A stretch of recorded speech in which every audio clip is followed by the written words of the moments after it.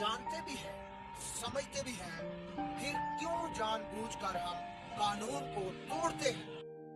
3 लाइनें बनी हुई हैं। राइट लाइन जो है वो फास्ट के लिए है, सेंटर वाली लाइन मीडियम के लिए है और लेफ्ट वाली लाइन जो है ये स्लो के लिए है। मगर हम फास्ट लाइन में स्लो गाड़ी को क्यों हम डालते हैं, हम क्यों ऐसा करते हैं, आप क्या कहते हैं?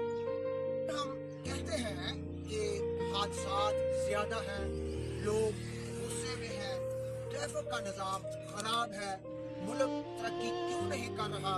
असल मसला कानून नहीं, असल मसला ये है कि हम कानून को सजेशन समझते हैं। हम कानून तोड़कर खुद को होशियार समझते हैं, मगर हम कानून नहीं तोड़ते बल्कि हम सिस्टम को कमजोर कर रहे हैं। जब हर इंसान अपना कानून बनाने लगे तो असल कानून मर जाता है। कौमें सड़कों से नहीं बदलती, कौमें आदतों से बदलती हैं। और जिस दिन हमने सही लाइन में चलना सीख लिया, शायद तरक्की भी हमारी लाइन में आ जाएगी। आप देख रहे हैं चांद से आगे की दुनिया में खालिद।